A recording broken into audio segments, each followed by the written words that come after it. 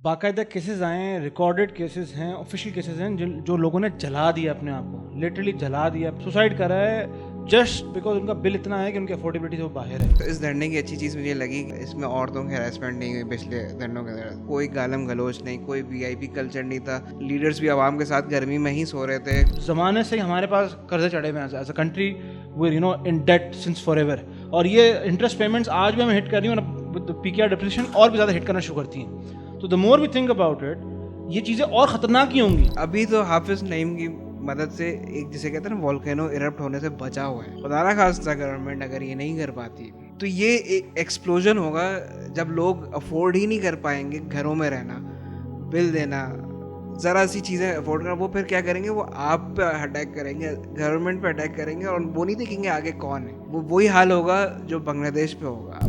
7 से 8 बड़े कॉर्पोरेशन जो बाहर से आए हुए थे ना, सब ने अपने ऑपरेशन शट डाउन किया और वो यहाँ से निकलना शुरू हो गया।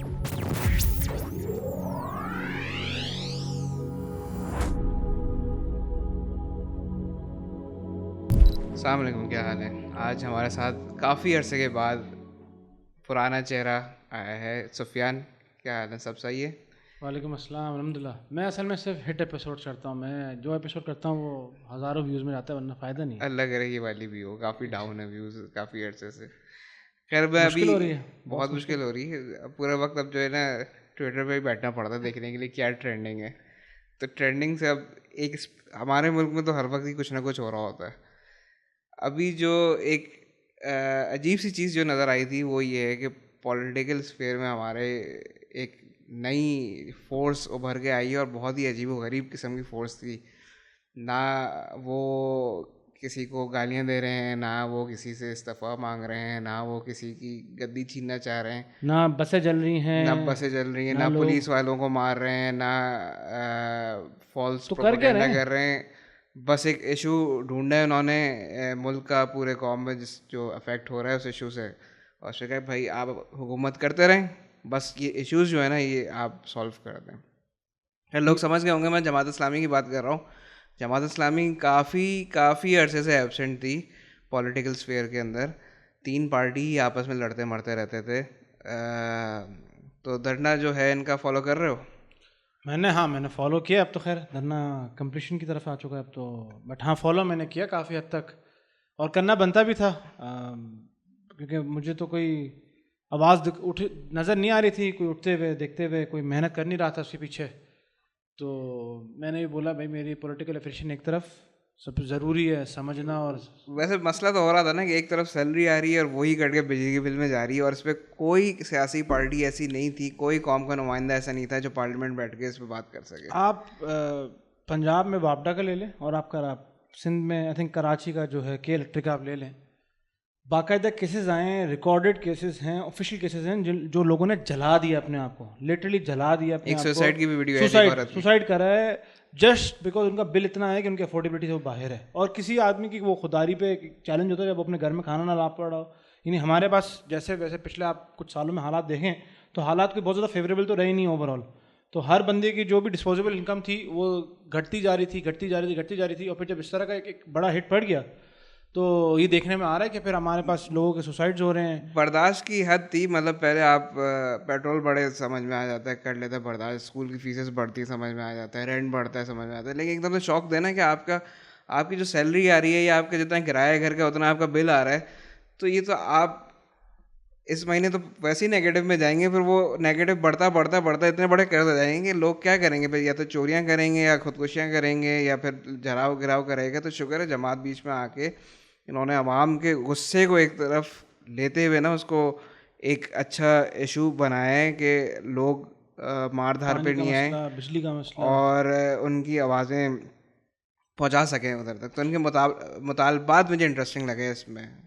असल में एक चीज़ जो मुझे सबसे अच्छी लगी थी ना उसमें यह था कि जो हमारा, मैं अमीर तबका तो नहीं कहूँगा, बट हमारा वो तबका जिसकी अफोर्डेबिलिटी लेवल्स एक एवरेज पाकिस्तानी ज़्यादा की है। मैं तो अमीर से डिमोट होकर लोअर उसमें अपर मिडिल क्लास से होते हुए, मिडिल क्लास से होते हुए अब बस बेयरली हैंगिंग लोअर मिडिल क्लास में नहीं, आ चुका हूँ। वो तो है, लेकिन देखें at the end of the day आप अगर हमारे जो टैक्स का कंट्रीब्यूशन देखेंगे, आप देखेंगे year on year every single year एक ही आपको ट्रेंड नजर आएगा, और ये जो सैलरी क्लास है वो अपना जो टैक्स का कॉम्पोजिशन है वो बढ़ाई जा रही है।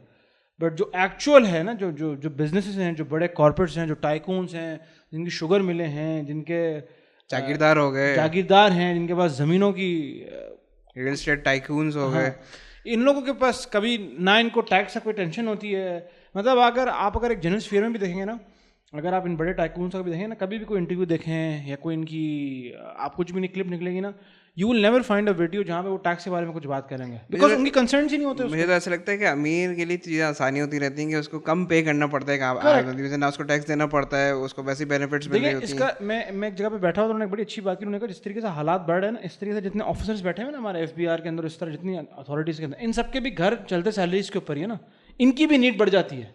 तो at the end of the day ये भी और ज़्यादा अलूर हो रहे होते हैं ऐसे लोगों से कि भाई जो अमीर आदमी आएगा वो मुझे और पोटेंशियली पैसे देगा, तो मैं उसके एक और अमीर आदमी का मैं ऐसा काम करवा दूंगा, तो मेरा घर और से चल जाएगा। तो आप मतलब वो मेंटालिटी देखें, at the end of the day वो एक सप्रेसिंग मेंटालिटी है, वो कभी ना कभी जाके वो फटनी तो है ही।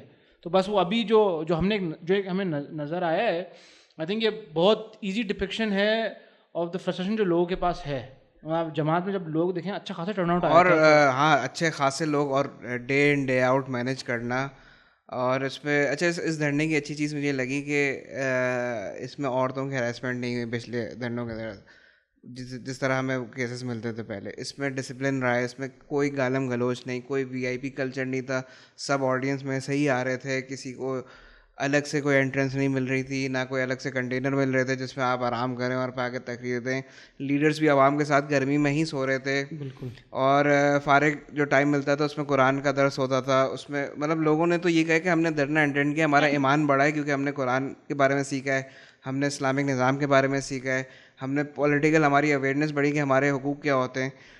जमात का जो कराची का पेज था उस पर मैं देख रहा था, उसमें उन लोगों ने ना, जब आई थिंक 3-14 दिन जब वो गवर्नर हाउस के बाहर खड़े थे ना, कराची में तो गवर्नर हाउस के बाहर हो रहा था, तो उन्होंने बाकायदा वहाँ पे छोटे छोटे एंटरटेनमेंट सेगमेंट्स भी रखे हुए थे कि एक बीच में वो शेरो शायरी करवा रहे थे, टैलेंट वो हंट भी था। वो एक अच्छा तरीका था। मतलब मैं कह रहा हूँ जब इतने सारे लोग इतने सारा टाइम से बैठे हुए हैं तो बंदा अक जाता है, बाजार हो जाता है बैठे बैठे, एज कम्पेयर टू पिछले धरने में सिर्फ म्यूजिक चल रहा है, DJ बुलाया जा रहा है, फिर हरासमेंट हो रही है और फिर कंप्लेन्स हो रही हैं, और कुछ लोग कहते हैं स्पॉन्सर्ड भी था। खैर उन्हीं के अपने लोग कह रहे हैं कि पहले तो हमें सपोर्ट मिलती थी तो हम कर लेते थे।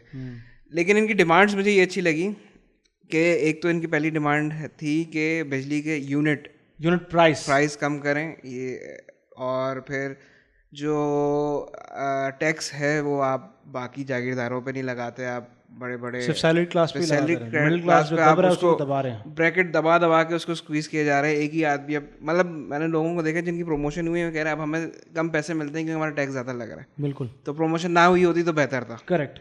असल में एक तो वो टैक्स वाली बात भी है, लेकिन जो एक अच्छी चीज़ थी ना, मतलब इसके अंदर जो जगह नॉर्मली जब आप इस तरह का जब हमने देखे हैं, पहले भी कोई पहला एहतजाज नहीं हुआ इस तरह का, पहले एहतजाज भी हो चुके, जो मुज़ाकरात हुए ना, मुझे सबसे अच्छी चीज़ लगी उन लोगों ने ओपन मुज़ाकरात किए। कोई कंट्री में जाके किसी ने कोई बैठ के खामोशी में ऑन मीडिया का है कि भाई टीवी के सामने खुले में बात की उन्होंने।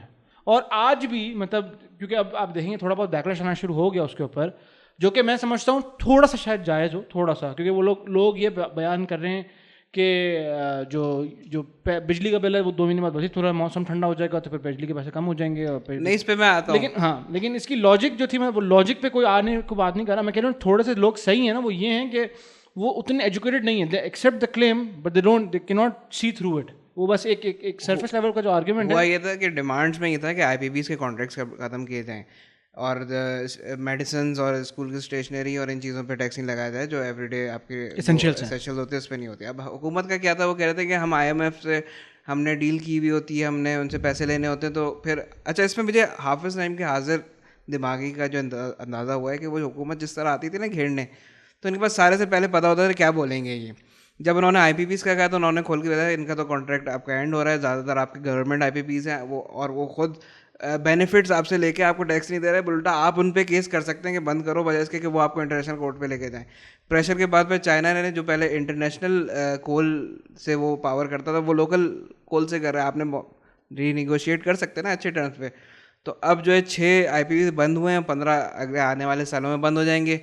फिर वो कहते थे कि हम टैक्स कैसे कम करें, IMF ने कहा कि टैक्स लगाना है आपने, तो उन्होंने कहा IMF ने ये कहा कि आप जागीरदारों पे टैक्स लगाएं, आप वो लगाते नहीं, आपने क्यों नहीं लगाया? अच्छा, ये मुतालबात पीपल्स पार्टी को करने चाहिए जो अपने आप को एक सोशलिस्ट जमात कहती है।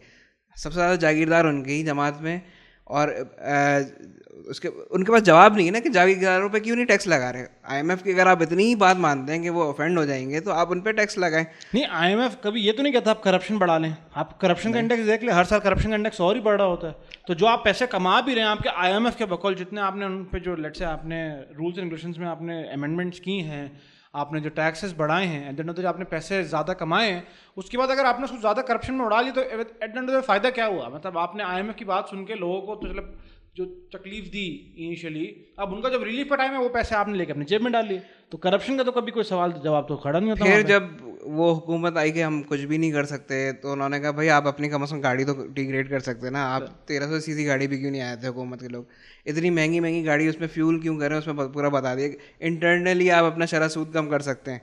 अब वहाँ पे तो गवर्नमेंट कुछ कह नहीं सकती थी कि क्यों एक वज़ीर आज़म जो इनके तो लाइफ स्टाइल ऐसे होते थे बादशाह, क्यों वो 1300 सीसी पे क्यों नहीं आ सकते इन टर्म्स ऑफ क्राइसिस। भाई आप एक कदम बढ़ाएंगे, आवाम 10 कदम बढ़ाएगी। आप 1300 सीसी पे आएंगे, आवाम साइकिल पे निकलेगी, बिल्कुल। लेकिन सबसे पहले आपने करना है ये। देखिए एक चीज़ जो अगेन मुझे आप कह रहे हैं ना, मतलब देखिए ये चीज़ें मुझे ऐसा लगता है कि आप जब लोगों में दिखाएंगे ना तो लोगों के अंदर वो शऊर भी पैदा होता है, लोगों के अंदर वो कशिश भी पैदा होती है कि ये कोई इतना बुरा काम नहीं है। बच्चे को पता चल गया IPBs क्या है। एग्जैक्टली, मतलब एक तो अवेयरनेस बढ़ी, और फिर मुझे दूसरी अच्छी बात ये लगी, मतलब मैं किसी और से मेरा थोड़ी बात चल रही थी, तो मैंने उनसे जब बात हुई तो उन्होंने ना वो हाफिज नईम की पता नहीं शायद कोई थोड़ी शायद पुरानी वीडियो, जब वो एयरपोर्ट में ना अकेले खड़े हुए अपना हैंड कैरी लेकर किसी को फ़ोन करेंगे शायद आके मुझे पिक कर लो क्या है, और वो अकेले, कोई भी नहीं है उनके पास, कोई सिक्योरिटी नहीं, कोई एयरपोर्ट का सिक्योरिटी नहीं है, कोई उनके अपना कार्ड नहीं, कोई कुछ भी नहीं, just a random man standing at the airport के भाई मुझे आके कोई पिक कर लो। तो मेरी सिर्फ जब बात हो रही थी तो वो मुझे कह रहा था कि मैं खुद हैरान हुआ हूँ, कह रहे मेरी अपनी इन कह रहे मैं हैरान हुआ जब मैंने वीडियो देखी। मैंने कहा कैसे हो सकता है, क्योंकि आप जनरली किसी भी पार्टी का उठा ले, आप मतलब मैं कह रहा हूँ जो हमारे पे दूसरी दीनी जमात है उनसे लेके आप मोर पॉलिटिकल ये तो जेट्स पे सफ़र करने वाले लोग हैं जिनकी आप बात करें। मेरे भी दोस्त ने एक बताया था, कराची में मिले थे हाफिज नईम, इनको अल खिदमत का कोई हॉस्पिटल था, वहाँ पर दवा लेने गए थे अपने बच्चे के लिए, विदाउट एनी सिक्योरिटी प्रोटोकॉल, रात के 3 बजे। अगेन मैं शख्सियत परस्ती प्रमोट करने के उसमें नहीं हूँ, बट आप देखें एक चीज़ अच्छी लगी, मतलब आप देखें आज से कुछ टाइम पहले जो जमात के अमीर थे वो सिराजुल हक थे, करेक्ट?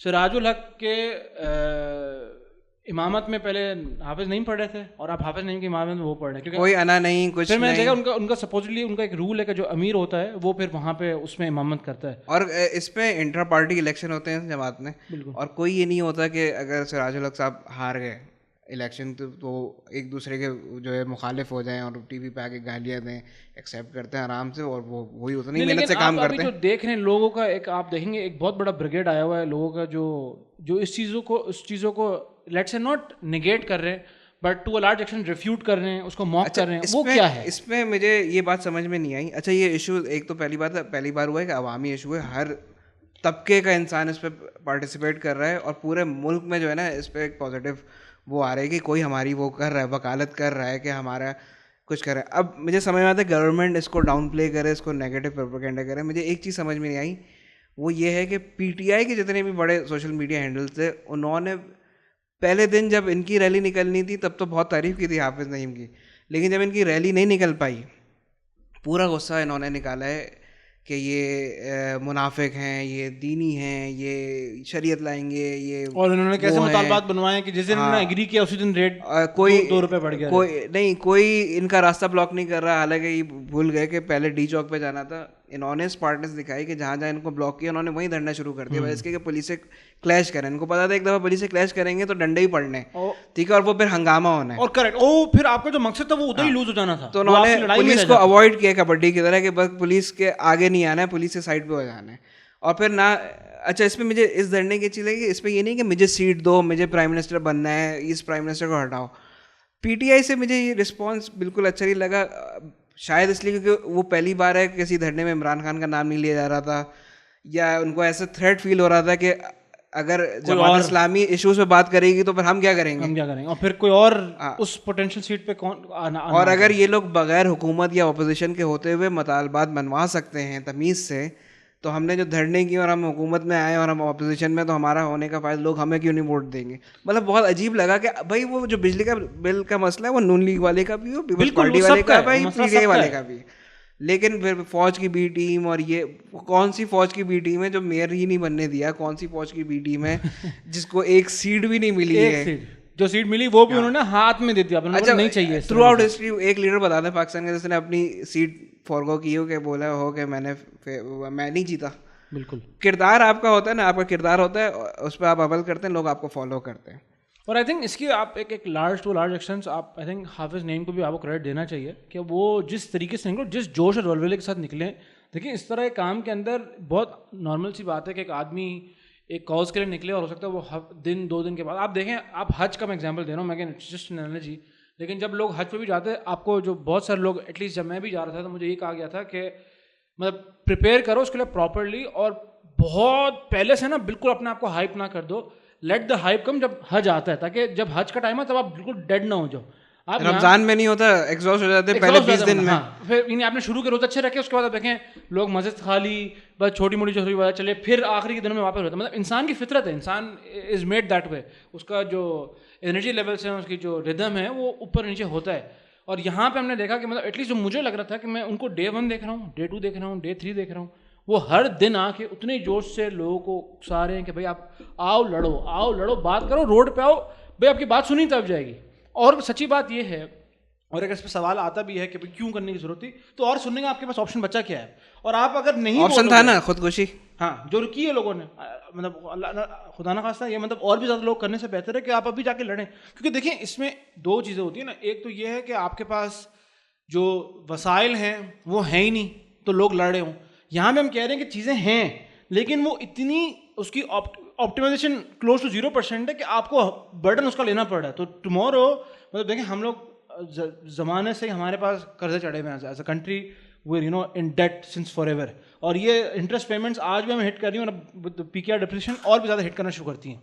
तो the more we think about it, ये चीज़ें और ख़तरनाक ही होंगी। अच्छा, इन्होंने पे ये समझाया था कि आप बिजली के पर यूनिट कम करेंगे, अभी बढ़ रहे हैं तो आप इंडस्ट्री नहीं लगा सकते, क्योंकि आप कम्पीट नहीं कर सकते बाहर की मार्केट के साथ। आप सिर्फ वही एक्सपोर्ट कर पा रहे हैं जहाँ चाइना अपनी इंटरनल प्रॉब्लम्स की वजह से नहीं डिलीवर कर पा रहा है, या जो बांग्लादेश में रेवोल्यूशन आया उसकी वजह से उनकी इंडस्ट्री हिट हुई है, तो आप वहाँ पे बचे कुछ टुकड़ों पे पल रहे हैं। आप बिजली का यूनिट कम करेंगे, इंडस्ट्री लगेगी, एक्सपोर्ट होगा, आपका डेफिसिट कम होगा, एक पूरी साइकिल है, आप ज़रा से उस चीज़ से कर सकते हैं। और ये इतनी देखने की बात है, आप देखें इन द लास्ट, मुझे पास एग्जैक्ट कोई नंबर नहीं पड़ा, बट आप देखें at least in the last 12 years 7 से 8 बड़े कॉर्पोरेशन जो बाहर से आए हुए थे ना, सब ने अपने ऑपरेशन शट डाउन किया और वो यहाँ से निकलना शुरू हो गया। यूएई निकल गए ज़्यादातर, तो जिसको जहाँ निकलना था उसने कोशिश की और वो यहाँ से निकल गया। देखें, but at the end of the day एक चीज़ जो शायद बोलना आसान है बट करना मुश्किल है, वो ये है कि आप मसले से भाग के मसला नहीं सॉल्व करते, आप अपने आप का मसला सॉल्व कर लेते हैं। अच्छा, प्रोपेगेंडा में ये भी था कि जो बीच में खबर आई थी कि बिजली 2 रुपये कुछ यूनिट हो गई थी, कुछ पैसे, तो उसको इस तरह कर रहे थे कि बिजली महंगी हो गई है। पहली बात, बिजली महंगी नहीं हुई थी, 3 रुपये कुछ से वो 2 रुपये कुछ पे आई थी, 77 पैसे कम हुई थी। और वो फ्यूल एडजस्टमेंट चार्जेस कम हुए थे, उस पर भी हाफिज नईम ने कहा था हम इस पर मानेंगे नहीं, क्योंकि इसको कोई हुकूमत की बड़ी कारकर्दगी नहीं और ना हमारी है, क्योंकि ये तो होना ही होना था, क्योंकि ये चीज़ एग्रीड थी। हमने जो कहा था, हमने कहा पर यूनिट कम करो ताकि सर्दियों में भी कम आए बिजली का बिल और गर्मियों में भी कम आए बिजली का बिल। करेक्ट। और अगेन कहीं पे भी आई थिंक मुझे एक चीज़ अगेन मैं वही जो मुझे अच्छी लग रही थी ना, उसकी बैलेंस बहुत था, वो इक्विलिब्रियम था। वो ये नहीं कह रहे कि आप यूनिट कम करो तो पैसे ही ना कमाओ, एज अ गवर्नमेंट आपको खर्चे करने हैं, जो भी लेजिटिमेट खर्चे अपने जेब में ना डालने, इसके अलावा आप वो पैसे कहीं और से कमाओ, और वहाँ से कमाओ जहाँ पे आपके पास पोटेंशियल ज़्यादा है। और जो IPPs प्रोड्यूस ही नहीं कर रही, वो जो बंद हैं कब से, उनको तो ना दो ना पैसे। जो डेड इनका कोई जीरो प्रोडक्टिविटी है उन सब की, लेकिन अब वो सब भी because they are contractually bound, और जो कमा रहा है उसको भी कोई तकलीफ नहीं है, जो दे रहा है उसको भी कोई तकलीफ नहीं है, दोनों अपनी मर्जी में अपनी दुनिया में चल रहे हैं। क्योंकि आप देखें IPPs जितने भी ओन करते हैं, कोई छोटी एंटिटी नहीं थी, उसके पीछे भाई, उसके पीछे एक मियां मंशा की है, ठीक है, एक शहबाज भाई के बेटे की है, फिर आपके इसमें PTI ने जो रिवाइज़ की थी अपने दौर में, IPP रज़ा दाऊद जो थे, वो उसी कमेटी का पार्ट थे हुकूमत की तरफ से, और उनकी IPP थी, और उन्होंने कहा जाने दो, कोई मसला नहीं। उन्होंने ऐसी डील करवाई थी कि फ़ायदा उन्हीं को हुआ था और उस पर इंक्वायरी नहीं होने दी थी। तो ये तो एक क्राइम है, मैं इन सबको पकड़ना चाहिए उसूली तौर पे ऑडिट के बाद।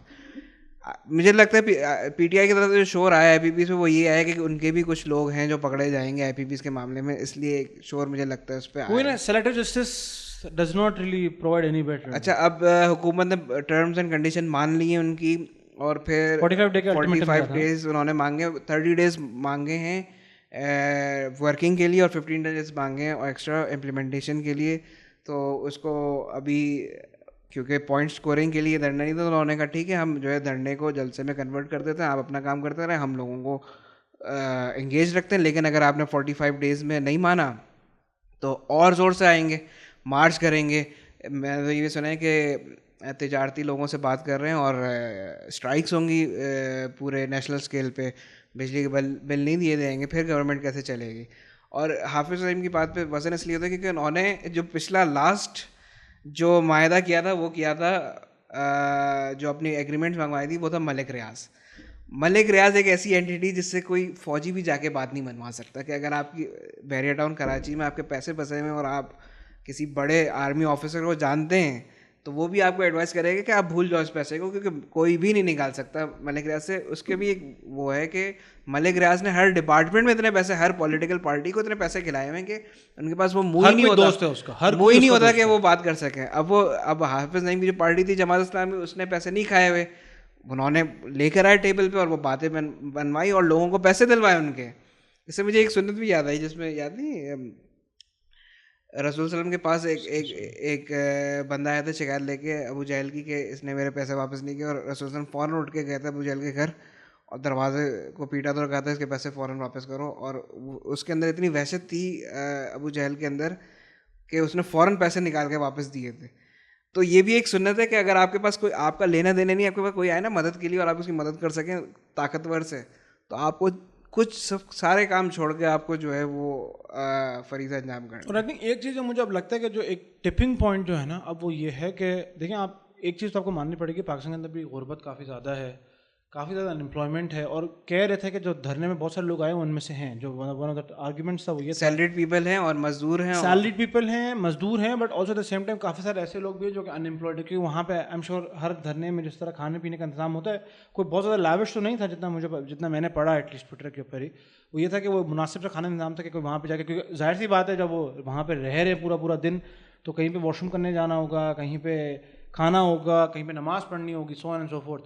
तो अब जो है ना आई थिंक अब अगर कुछ नहीं होता ना तो आई थिंक जो अभी जो देखें जो अमीर तबका है ना टिपिकली वो पाकिस्तान का वो खामोशी रहता है। वो हुकूमत चेंज हो, किसी और की हुकूमत है, वो बोलता है भाई मैं अपना साफ रखूँ।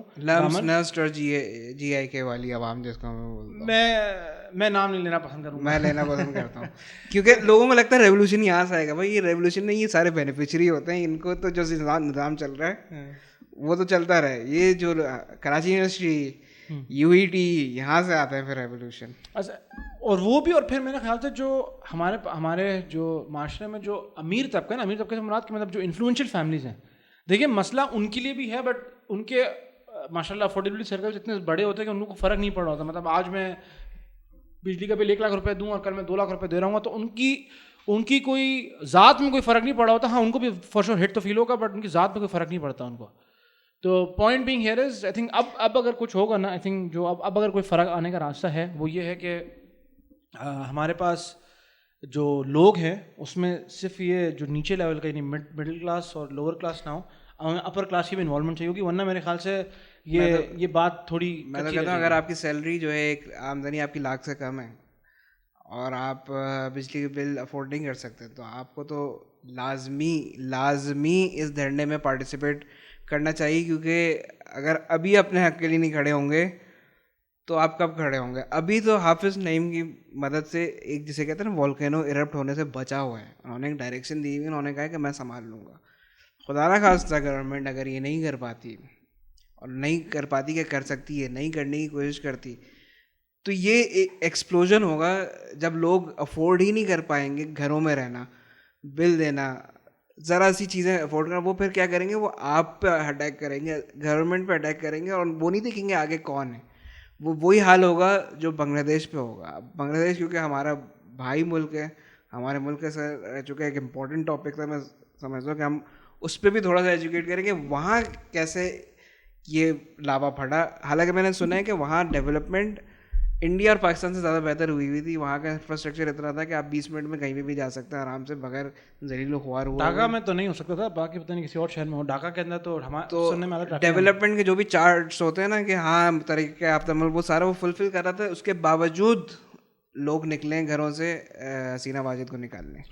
देखिए ये क्या हुआ बड़ा, आप अगर इसका टर्न ऑफ इवेंट्स देखेंगे ना, बड़ा लेट्स से इनसेन था। मतलब आप स्टार्ट करें may be not so long गो, आज से कोई महीने पुरानी बात है तकरीबन। उन्होंने कोटा सिस्टम पे बात करना शुरू की। कोटा सिस्टम था कि बेसिकली 56% कोटा एज ऑफ 2024 का, early 2024 56% quota, 56% of all government jobs were reserved for certain categories, चाहे वो ये जो वॉर हीरोज़ का था, चाहे वो डिसेबल्ड का था, चाहे वो औरतों का था, whatever that be, 56% of all government jobs वो रिजर्व फॉर पीपल जिनके पास मेरिट पे कोई कंसिडरेशन नहीं होगी, उनके पास कोई ना कोई इस तरह का इन्फ्लुएंस होगा। बांग्लादेश में कहते हैं तकरीबन 170 मिलियन की वो लोग पॉपुलेशन है, 1/5 यानी 20% की उनकी पॉपुलेशन, 34 मिलियन लोग आर अनएम्प्लॉयड, जिसमें से मेजॉरिटी जो है वो जवान बच्चा है। जवान बच्चा वो बच्चा जो अब पढ़ाई करके निकल रहा है बट उसके पास कोई काम नहीं है। और आप इसकी जो मूवमेंट स्टार्ट हुई थी, ये मूवमेंट एक्चुअली इसके 2 फोल्ड हो चुके हैं। एक 2018 में हुआ था सबसे पहले इंसिडेंट, बट इसकी आई थिंक सब ज़्यादा इंपॉर्टेंट है इसको समझना कि इसकी हिस्टोरिकली इंपॉर्टेंस क्या थी। 1971 में हम सबको पता है कि बांग्लादेश और पाकिस्तान के अंदर वॉर हुई थी, और वॉर के बाद इंडिया के इन्वॉल्वमेंट से बांग्लादेश आज़ाद हो गया था और बांग्लादेश एक सेपरेट इंडिपेंडेंट मुल्क बन गया था तब। 1972 के अंदर उन्होंने एक रूल पास किया था जिसके बकौल 30% of all jobs would be reserve for मुक्ति बानी, जो कि रजाकार का ऑपोजिट है। रजाकार बेसिकली उनको कहा जाता है। मुक्ति बानी इंडियन फोर्सेस थी जो लड़ रही थी वहाँ पर, जो है रजाकार फोर्सेस थी जो पाकिस्तान के बिहाफ पे जो है बांग्लादेश को पाकिस्तान के साथ रखना चाह रही थी, और ये रजाकार उनको एसोसिएट कर रहे थे जो कि बांग्लादेश की तरफ से थे, बट ये लड़ पाकिस्तान के लिए रहे थे कि हमें पाकिस्तान के साथ रहना है। तो मुक्ति बानी ने रजाकारों को मारा था, इवेंचुअली मुक्ति बानी की फोर्सेस जीते थे, इंडियन इन्फ्लुएंस बढ़ा था, इंडिया जीता था, पाकिस्तान उधर हारा था, और जितने भी पाकिस्तान को सपोर्ट करते थे उस वक्त उनको रजाकार लेबल कर दिया गया था। करेक्ट। सपोजिटली इसके अंदर कुछ 70,000 लोग इवेंचुअली उस पूल के अंदर गिरे थे, बट उनके एग्जैक्ट ट्रेसेस मिल नहीं पाए। उसमें काफ़ी सारे लोग थे जो आई थिंक जिनको माफ़ कर गया था। मैं नंबर शायद 70,000 नहीं था, 18,000 था, मैं मिक्स कर रहा हूँ। बट 1972 में पहले 30% का एक कोटा था जो कि सबसे पहले था। इसमें कहा यह जाता है कि जो अवामी लीग थी ना, जो कि शेख हसीना की पार्टी थी, उसके जो लोग थे सबसे ज़्यादा बेनिफिशियरी सबसे बड़े उसके थे। बट इसकी जो टाइमलाइन अगर आप देखें 1972 के अंदर उन्होंने किया था 30% कोटा रिजर्व उन लोगों के लिए जिन्होंने एक्चुअल लड़ाई की थी। 1997 में ये चीज़ बन गई थी जिन्होंने लड़ा था उस जनरेशन की, और उसके बाद जो उनके डायरेक्ट बच्चे हैं, जो उनकी ब्लड लाइन है उसके लिए। और फिर वो 2010 में जाके हो गई, यानी उस जनरेशन से लड़ा, उसके बाद उनके बच्चे और उसके बाद उनके बच्चे। यानी हम कह रहे हैं उसका ग्रैंडफादर अगर उसने लड़ाई की थी तो उसके पास कोई 50 साल के बाद राइट है on a job because he was just born to blood line. अच्छा, इसमें 2 कॉम्प्लिकेशन भी थी। एक तो ये थी कि 30% आपने दे दिया फ्रीडम फाइटर्स को, जो कि कुल आबादी का परसेंटेज थे 1.5 की आबादी को 30% कोटा गवर्नमेंट जॉब्स और स्कूल कॉलेजेस में मिल रहा था। करेक्ट। दूसरा ये था कि पूरी अथॉरिटी 100% जैसे कहते हैं ना, हम चाहते थे 1 मैन सिस्टम हो जिसमें जुडिशरी, आर्मी और आपका पार्लियामेंट सब एक ही आदमी कंट्रोल करो। तो actually Hasina has achieved it कि जुडिशरी भी उसकी थी, आर्मी भी उसकी थी और हुकूमत भी उसकी थी। तो वो उसके स्टेम पे होता था कि कौन फ्रीडम फाइटर है और कौन रजाकार है। XYZ जिसकी कोई हिस्ट्री नहीं है उसको आप रजाकार उसको आप फ्रीडम फाइटर बना के कोटा दे सकते हैं, जो बेसिकली आपके पॉलिटिकल पार्टी का मेंबर है या जानने वाला है, ताकि आपको अगली बार वोट मिले उससे। और किसी को भी आप लेबल करके रजाकार करके आप उसको जेल में डाल सकते हैं। करेक्ट। हालांकि आपके पास कोई खास एविडेंस भी नहीं था उसका। इस सारे कोटा के बाद अप्रॉक्सीमेटली 3,000 गवर्नमेंट जॉब्स होती थी एवरी ईयर, जिसके पीछे 4 लाख बच्चे अप्लाई करते थे। वो what number are we talking? मतलब आपका चांस क्या है? You stand as good of a chance के मतलब कल को कुछ बिल्डिंग छलांग मार के बच जाओ। हाँ एग्जैक्टली, मतलब आपके पास chances were almost as good as none. तो वहाँ से वो बात स्टार्ट हुई। असल में इसका हुआ यह था कि उन्होंने 2018 में वो अबॉलिश कर दिया था। फिर 2021 के अंदर 7 जो बच्चे थे फ्रीडम फाइटर्स के, उन्होंने जाके पिटिशन डाली थी हाई कोर्ट के अंदर कि भाई आप इसको वापस से रिवर्स करने की कोशिश करें। और फिर 2024 में जब मार्च में जब ये एहतजाज स्टार्ट हुए थे, जस्ट इससे पहले हाई कोर्ट ने वो कहा था कि हमने उनके आर्गूमेंट्स वैलिड माने, विच मेंट कि it was now reverse, so we were now back to the freedom fighters, उनकी फर्स्ट जनरेशन, उनकी second generation, all eligible for those skilled jobs. अच्छा हुआ ये फिर जब यहाँ से बात स्टार्ट हुई, और फिर जब उन्होंने काफ़ी, सच्ची बात तो ये है कि बांग्लादेश के अंदर काफ़ी टाइम से 2018 में लास्ट इंसिडेंट हुआ था जब इसी तरह का स्टूडेंट यूनियन से ही बच्चों ने लड़के ये वाली बात करी थी। एलोकेशन हुई हुई थी ना 30% का जो कोटा अलॉट हुआ था, वो 30% के अंदर सबसे ज़्यादा बेनिफिशियरी था, सबसे बड़ा बेनिफिशियरी वो अवामी लीग के थे। तो कहने का मकसद ये कि जो Jamaat Islami which was the largest Islamist party at the time of liberation and even now, और जो उनकी सबसे बड़ी अपोजिशन है जो बांग्लादेश नेशनल पार्टी है, both of them were at let's at a disadvantage to a certain extent. और उनके लीडर्स को भी जेल किया हुआ था उनके हाँ उनके। अच्छा, इस बार भी आप देखिए पाकिस्तान में भी जो इश्यूज़ पे सियासत हो रही थी जमात इस्लामी, और जो बांग्लादेश में भी जो ये अभी रेवोल्यूशन के पीछे है उसमें भी इशू ही था नहीं कोटा की, कोई पार्टी का मसला नहीं था कि मेरे लीडर को आप बना दें पीएम और आप मेरे लीडर को बना दें पीएम, एक जेन्युइन इशू था अवाम में, इसमें भी जमात इस्लामी। तो इधर अगर आप पैटर्न देखें तो इश्यूज़ पे सियासत की है हमेशा जमात इस्लामी में, और बांग्लादेश में तो उन्होंने कॉस्ट भी अदा की है।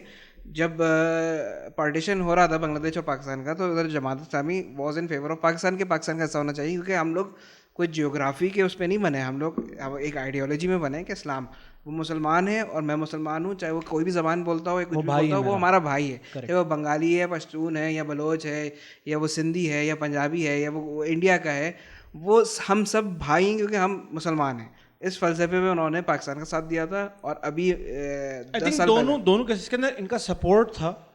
इवन इन दिस प्रोटेस्ट कहा जाता है कि again this was not orchestrated by Jamaat Islami by any means, but ये स्टूडेंट जेन्युइन स्टूडेंट्स ने ये किया था, उनको सपोर्ट मिला था इसमें, क्योंकि ज़्यादा स्टूडेंट जमात इस्लामी के भी थे, तो वो तो पहले ऑर्गेनाइज होते हैं, तो इसलिए उन्होंने एक सही स्ट्रेटेजी अपनाई थी जिसकी वजह से उनको मदद हुई थी। और पिछले 10 साल पहले मेरे ख्याल जमात इस्लामी के अच्छे खासे टॉप टेल लीडरशिप को फांसी भी मिली थी, क्योंकि उन पे गद्दारी का इल्ज़ाम लगाया था कि उन्होंने पाकिस्तान का साथ दिया था। 2009 में जो ट्रिब्यूनल बना था, जिसका अभी हम जिक्र कर रहे थे सबसे पहले, इंटरनेशनल क्राइम्स ट्रिब्यूनल जो बांग्लादेश में बनाया गया था, उसके बकौल उनकी जो मैंडेट था वो ये था कि इन्वेस्टिगेट करना और प्रोसिक्यूट करना सस्पेक्ट्स ऑफ द जेनोसाइड, जो 1970 में लोग जेनोसाइड का टर्म यूज़ करते हैं उसके लिए, कि जिन्होंने पाकिस्तान आर्मी को सपोर्ट किया था, जिनको ये लोग रज़ाकार्स बोलते हैं या अल-बदर बोलते हैं, मतलब उनके जो अलायंसेस हैं इन वन वे और द अदर।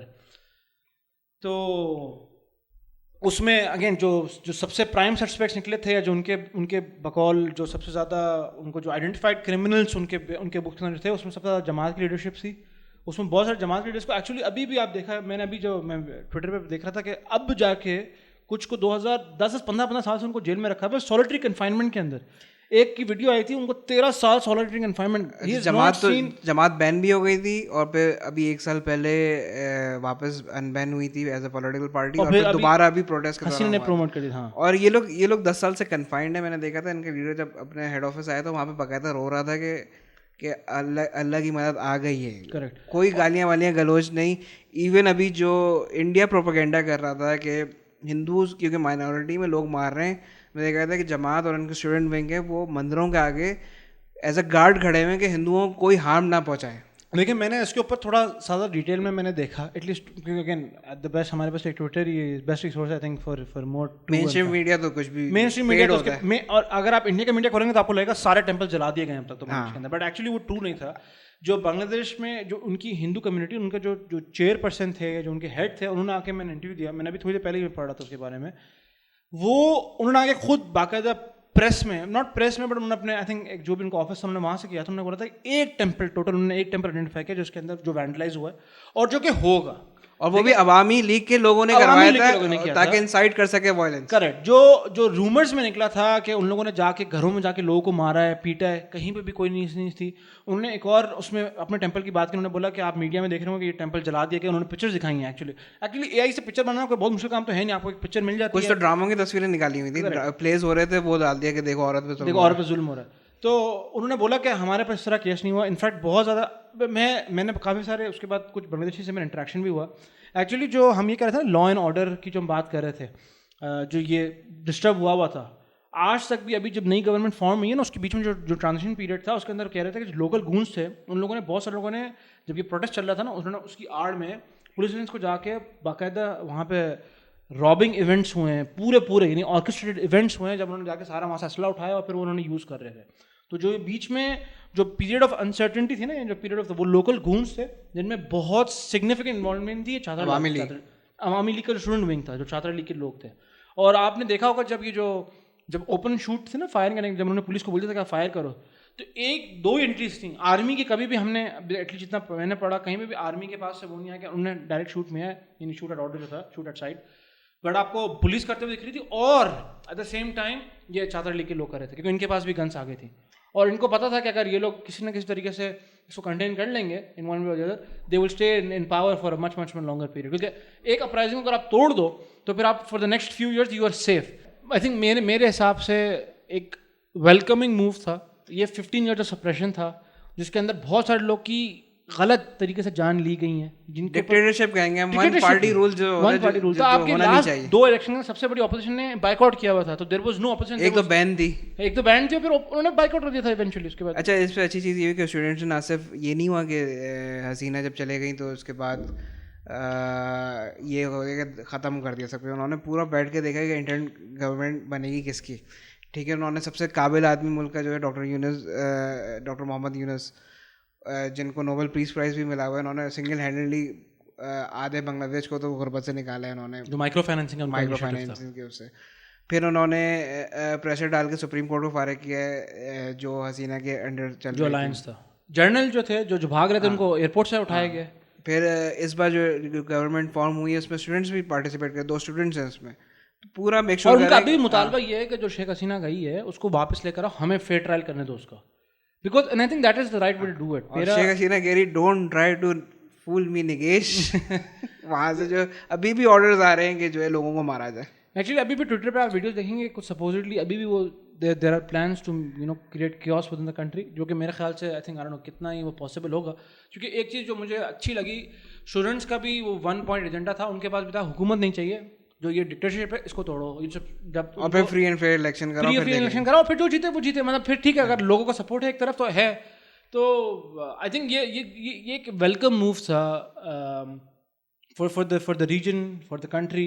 15 साल से जो एक डिक्टेटरशिप का रूल चल रहा था, और आप इसमें देखिए ना, एक जो सबसे बड़ा फैक्टर था ना, वो जिस तरह हम पाकिस्तान में देख रहे हैं ना, ये जो जब इतने सारे टैक्सेस बढ़ते भी हैं ना, जो अमीर आदमी ना उसकी इन मोस्ट केसेस जो अमीर आदमी ना अमीर बढ़ रहा होता है, उसकी अमीरियत बढ़ी होती है, जो गरीब आदमी और पिस रहा होता है।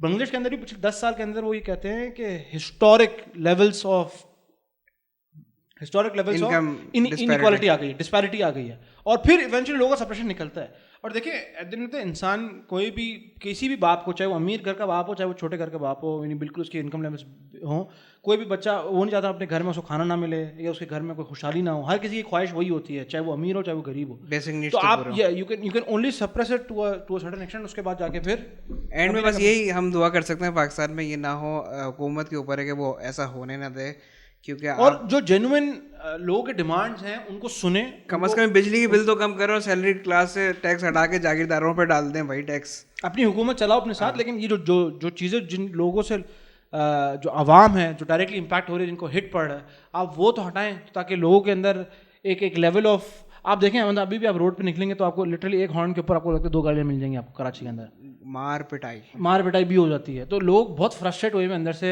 और इन फ्रस्ट्रेशन के अगेन जो मिनी एलिमेंट्स हैं कि बिजली का बिल इतना है और पानी का बिल इतना है और so on and so fourth. So I think वो इट्स टाइम कि वो प्रॉपर्ली अच्छा लगा। जमात के आई थिंक जो क्लेम्स थे, और उन्होंने जमात डायरेक्टली उन्होंने जो एजेंडा उठाया था वो एक कॉमन मैन का, मैं भूल जाएंगे जमात के वो डिमांड्स हैं, ये कि आम आदमी के डिमांड्स हैं, क्योंकि कोई और कर नहीं रहा, आप अपने ऊपर खुद रहम खाएं और ये डिमांड्स पूरे कर दें ताकि आपकी हुकूमत चल सके। वैसे ही आपके वो होता है, कभी भी एक सुप्रीम कोर्ट का फैसला आएगा कि फॉर्म्स चेक कर लेंगे तो हुकूमत जा सकती है, आप कम से कम आवाम का तो सपोर्ट। और इस तरह की जितनी भी एक्टिविटी हो रही है to portray the common man needs, वो जाएं उसके अंदर और उसमें पार्टिसिपेट करें, चाहे वो जमात की हो चाहे वो किसी भी और पार्टी की हो, B it PTI B it anyone else. अगर जेन्युइन बंदे की नीड अगर पूरी नहीं हो पाएगी तो कभी ना कभी आके उसने उबल के फटना ही है। एलीट के दंदल से निकलें आप और जो है अपने बारे में सोचें कि आपके लिए क्या बेहतर है। किसी एक आदमी के लिए, जैसे कहते हैं ना, want of one can not outweigh the want of many, the needs of many. हमारे पास तो वो नीड्स ऑफ मैनी हो चुका है। अब इसी पे ख़त्म करते हैं। अल्लाह पाकिस्तान को बचाए, अकल दे हमारे हुक्मरानों को, और इंशाल्लाह बरकत दे इस मुल्क में।